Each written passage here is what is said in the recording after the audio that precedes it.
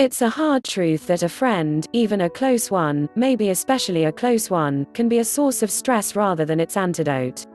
No matter how close the relationship, you're still two different people, with different needs and expectations. Lives change, priorities shift, and at some point, you may find that you're not able to be available for a last-minute hangout like you once were, or your friend might need emotional support that you don't have the capacity to give. We've all been on both sides of this equation. People get busy, move, get married, start new jobs, change. Friendships, like romantic relationships, sometimes require space and boundaries. And just like a romantic relationship, learning how to have tough conversations is crucial to the long-term health of the dynamic. Think about how you'd want to be let down, says Nicole Sabordun, a therapist in Scottsdale, Arizona, and author of Surviving Female Friendships: The Good, the Bad, and the Ugly. Whether you're declining to do them a favor or simply requesting more space, your goal is twofold. You want to protect the relationship without undermining yourself and your needs. Here's how to pull off the delicate balance. Step 1. Practice. Give some forethought to how this discussion will unfold, which includes figuring out a time to have it in person. It can seem impersonal through text or email, says Sabordun, and digital communication can lack the tone and visual cues that temper a tough talk. To sidestep any gaffes, try practicing what you want to say beforehand so you can nail the tone.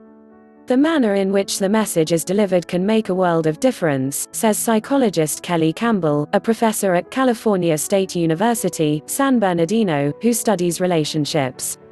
If there's been a conflict or problem that needs to be addressed as part of the request for space, she says to be careful not to resort to blame, criticism, or bringing up a laundry list of past grievances.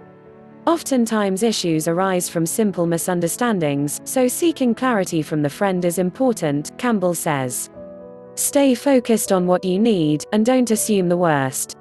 Step 2. Reinforce the friendship. Begin by talking about what this person and their friendship mean to you.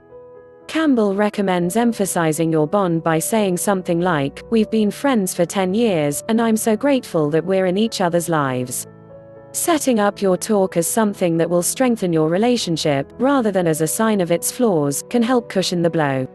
From there, she says, offer some context to frame what comes next. "I need to tell you something that has been bothering me. I value our friendship too much not to tell you because I know if I keep it inside, it will affect our bond, and I want to make sure our friendship stays strong." Setting up your talk as something that will strengthen your relationship, rather than as a sign of its flaws, can help cushion the blow. Step 3. Label your feelings. Maybe you're angry that your friend's been gossiping to other people about things you told them in confidence. Maybe you're frustrated that they've asked you to do too many favors for them without ever offering to reciprocate. Or maybe you're just annoyed that they keep dropping by unannounced rather than respecting your time. Whatever it is, the more specific you can be, the better. Being honest and labeling your feelings is usually the best route, says Campbell. The key part is how you communicate these feelings. Labeling the emotion prevents misinterpretation, and keeps the focus on you and your emotions, rather than assigning blame. If you're annoyed that your friend asked you to borrow money in a time of financial hardship, don't tell them that they're insensitive and inconsiderate, Campbell says. Instead, she suggests saying something like, "When you asked to borrow $100, I wanted to help you out, but I've been feeling very stressed about finances lately." Specificity and non-blaming language will help your friend understand what they might not have even noticed. Many times, we don't realize the impact we have on others until we get this type of feedback, Sabordun says. Having a few examples on hand, instead of talking vaguely about your feelings, can help the other person empathize with your perspective. It's important to speak up and tell your friend how their friendship is impacting you, whether you're not getting enough sleep or not spending time with family and friends, Sabordun says. Step 4. Set clear boundaries. A boundary is an emotional limit. Now that you've identified the problem that sparked the need for you to draw a line, draw it well. To make sure your friend understands where you're coming from, Campbell suggests a formula: why you're setting the boundary, what that boundary is, and how it makes you feel. Let's say your friend is upset that you don't see each other as often as you used to, for instance, and you're very busy at a new job or in a new relationship. You've communicated earlier in the conversation that you feel disappointed because you'd like your friend's support, and now you need to set a limit about your actual time. Campbell suggests saying, "You said that you want to spend most of our weekend time together, but I'm trying to balance a lot right now and find it stressful when things are so hectic. I'm only able to get together on Saturday night for a few hours. I hope you understand.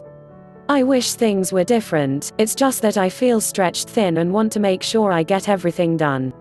Step 5. Offer some reassurance. If your friend calls you multiple times a day every week when she's feeling down, you can still help by suggesting other resources besides your own time. Encourage her to seek out a therapist if it is too much for you, says Sabordun. Or steer her toward other places to find support. If your friend is always asking for work advice, for example, recommend she join your favorite networking group. It's a small gesture, but pointing her in the right direction can help her feel cared for and important to you. Be sure to highlight the importance of your relationship at the end of the conversation, as well. Tell your friend that you're glad she comes to you for help and support, and that you can understand why she leans on you, says Sabordun. The truth is, you value the friendship and don't want it to end, you just need it to work for both of you.